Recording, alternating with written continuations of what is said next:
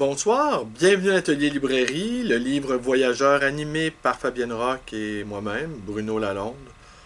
Nous sommes à Montréal le 11 octobre 2022.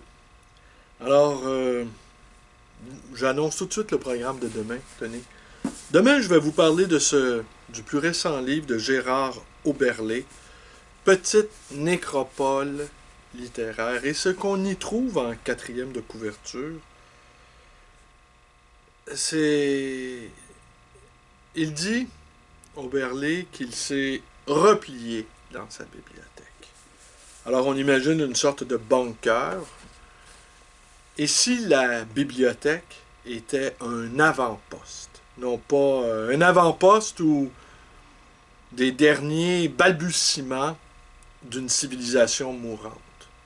Bon, n'exagérons pas. Le titre, c'est l'Apocalypse, mais il faut quand même aller travailler lundi matin.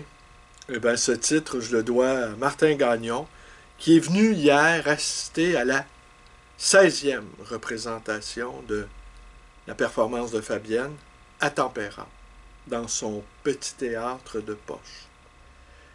Et cette formule, je l'ai trouvée formidable. Martin Gagnon, dont je vous ai parlé à quelques reprises, peut-être. En tout cas, je sais que j'ai fait une vidéo, vous pouvez aller vérifier, ou peut-être que je vais repartager en note de bas d'écran. Je vais vous servir un peu de réchauffer. Alors, Martin Gagnon me disait aussi, oui, parce que c'est l'Apocalypse, c'est-à-dire c'est la fin, c'est la révélation, c'est l'Armageddon, disait Joe Biden. Le combat final entre le bien et le mal. Le bien va quand même l'emporter. Mais en même temps, c'est nos occupations quotidiennes. C'est le boulot, c'est la famille, c'est les amis, c'est l'amour. Avec cette chose qui est parfaitement inédite pour notre génération, celle de nos parents et même celle de nos grands-parents. Cette chose qui est suspendue au-dessus de nos têtes. Je ne sais pas pour vous, mais pour moi, c'est ahurissant. Ça... J'aurais envie de dire que ça ajoute une sorte de coloration un peu inquiétante dans nos existences. Mais il y a des gens qui, pour eux, c'est un point de détail, ou encore qui se révèlent être des pro-poutiniens. Alors Martin Gagnon, hier, vous disais-je, évoquait la figure de Georges Bataille, disant que Bataille jugeait les démocraties libérales. Nous sommes en 1930, elles commencent à apparaître ici et là en Europe, jugeant ces démocraties incapables de saisir la nature du fascisme naissant, avec cette résurgence des grandes mythologies, des grands récits fondateurs. Ces grands récits fondateurs, avec beaucoup d'esbroufs, dans le cas de l'Italie, les centurions défilant dans Rome, ou le fameux film, le triomphe de la volonté. Nous sommes dans le pathos, nous sommes dans la grandiloquence. Nous sommes dans la naissance de la tragédie. Tandis que nos démocraties libérales, déjà au début des années 30, elles étaient affairistes, un peu molles et un peu dispersées et divisées, l'opinion publique divisée. Et ça, c'est une de nos caractéristiques. Et les dirigeants d'alors, étaient incapables de comprendre ce qui se déroulait. Est-ce que, la question que je posais à Martin et que je me pose et que je vous pose, est-ce que nous sommes en présence, dans le cas de la Russie, d'une autre mythologie? En fait, oui, c'est Byzance retrouvée, c'est l'orthodoxie comme arme de combat, c'est le retour de la Grande Russie. Mais est-ce que vu de l'extérieur, avant l'agression du 24 février, est-ce qu'on avait ça sous les yeux comme le spectacle qu'ont offert Mussolini et Hitler? Je ne crois pas. Je sais qu'il y a quelque temps, 2 ans, Poutine s'est fait historien. Alors oui, ce qui faisait dire, au fond, à Valérie que l'histoire était une sorte de, je cite de mémoire, une sorte de maladie de l'esprit. Et que tout à coup, ce désir de s'inscrire dans une lignée des grands hommes, et puis même j'aurais envie de vous dire que lorsque les grands hommes apparaissent, eh bien, les grandes catastrophes suivent. L'homme providentiel n'est jamais providentiel. Il est le signe que les choses vont aller très mal. Et les gros bras vont être de retour. Est-ce que Poutine a fabriqué une mythologie? Je ne crois pas que les Russes, en tout cas, vu de l'extérieur, de ce que j'en sais, je ne crois pas qu'ils aient adhéré à cela.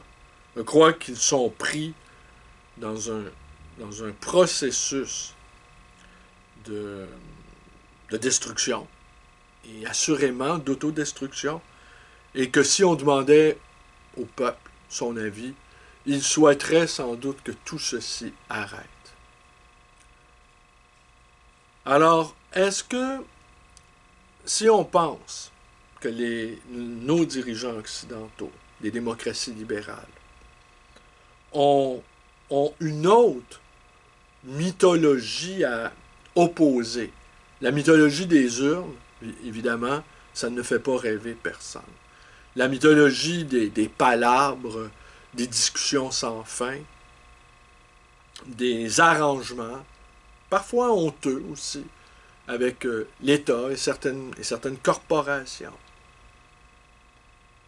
ne plaident pas en faveur des démocraties. Mais donc, est-ce qu'on pourrait faire une lecture telle que Bataille l'a fait dans les années 30? Je ne le pense pas. Je pense que nous assistons plutôt à une... Pour qui a lu Les Possédés ou Les démons, dans la nouvelle traduction d'André Markovitz, pour qui a lu Dostoïevski, cette tentation féroce du nihilisme, qui pourrait être d'une certaine manière un désir, une ordalie, un désir de destruction totale, un désir d'extase dans la destruction. C'est ça l'ordalie. Au fond, il y a une extase à tout casser, il y a une extase à faire table rase de tout. Est-ce que nous sommes pas plutôt en présence d'un nihilisme accompli, d'un nihilisme de jouissance de destruction? La pulsion de mort pétulante, pleine de vie mauvaise, pleine de sang mauvais. Ce désir de après nous le déluge. Est-ce que c'est pas plutôt ça? Une sorte de gangstérisme métaphysique, aurais-je envie de dire. J'ai l'impression que nous sommes plus en présence de cela. Et est-ce que les démocraties libérales sont capables de ressentir ce désir de mort? Assurément, elles n'échappent pas à le désir de montrer sa puissance. On croyait les Américains hors jeu. La longue liste d'errements des Américains, de la guerre du Vietnam à la deuxième guerre du Golfe, au retrait calamiteux d'Afghanistan en août 2021. Pour ma part, moi, j'ai pour hypothèse que les Américains savaient ce qui se tramait et qu'ils ont opéré un retrait qui a pu faire croire à Poutine et à ses sbires celui que j'appelle Vladimir Fokov, c'était un signe supplémentaire que l'Amérique était définitivement entrée en décadence. Alors on imagine Poutine regardant sur la télé nationale les émeutes de Black Lives Matter, qui n'ont rien à voir avec les émeutes de Détroit à la fin des années 60. L'insurrection un peu grotesque du 6 janvier 2021.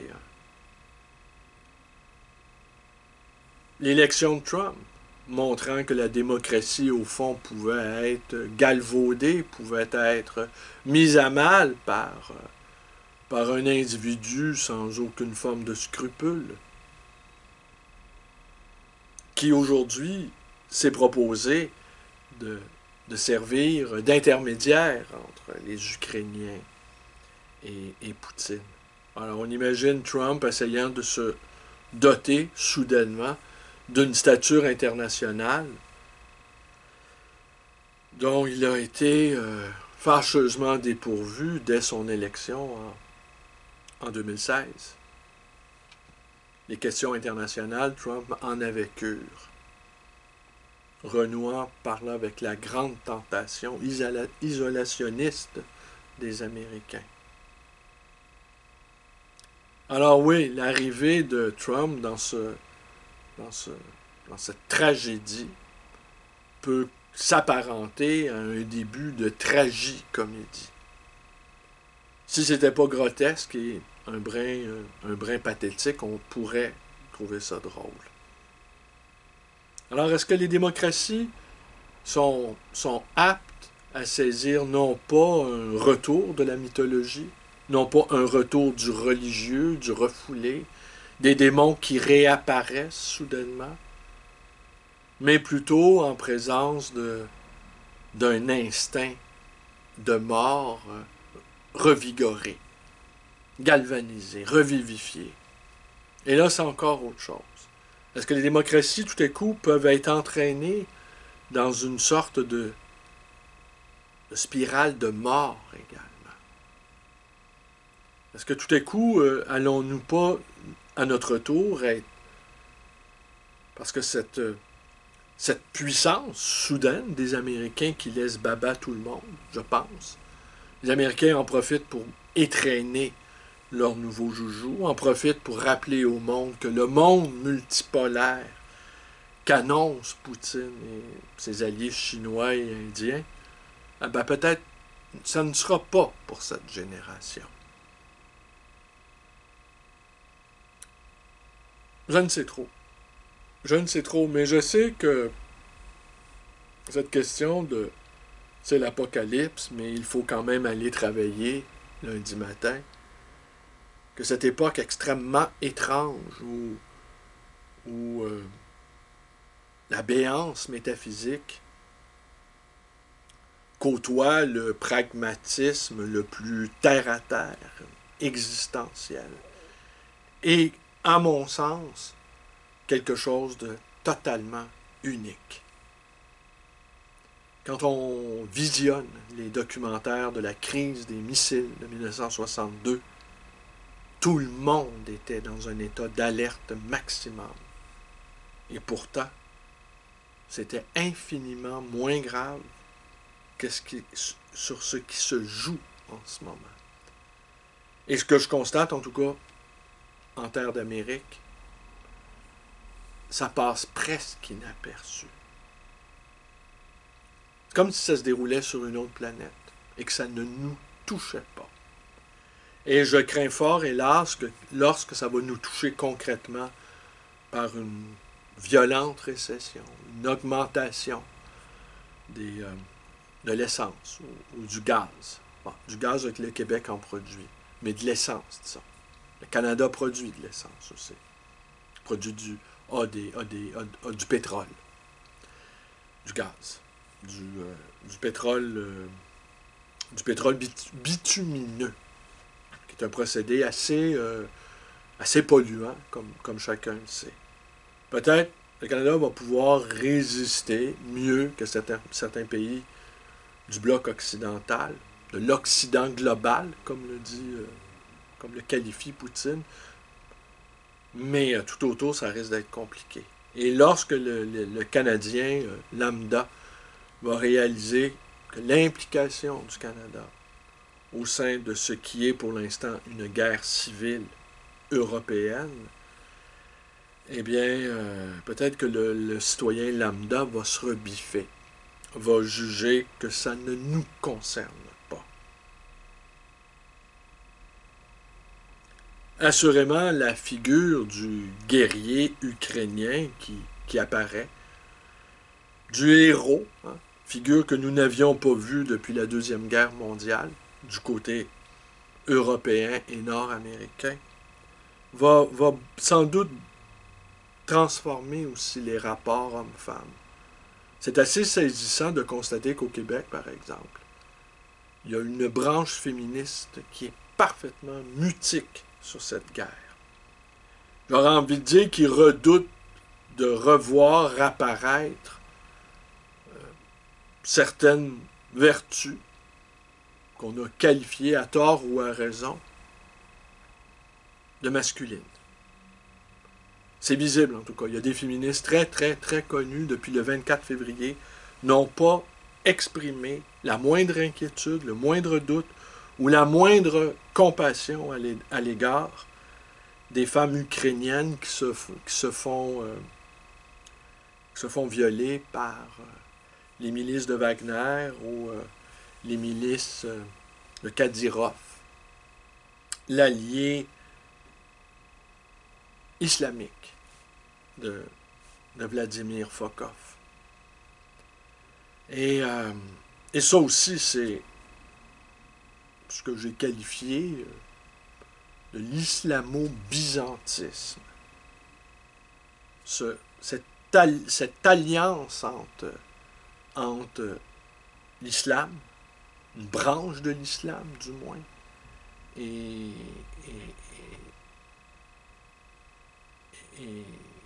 les armées et Poutine m'apparaît porteuse de très, très, très grandes souffrances. Parce qu'on dit aussi que Kadyrov, au fond, serait peut-être devenu le vrai maître du Kremlin.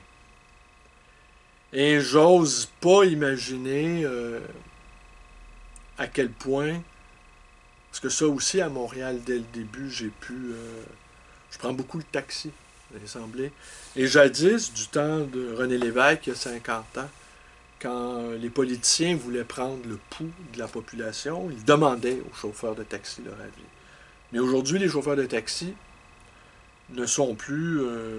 c'est un métier qui n'est plus exercé par des Québécois, mais par des membres de la communauté haïtienne ou encore des membres de la communauté maghrébine.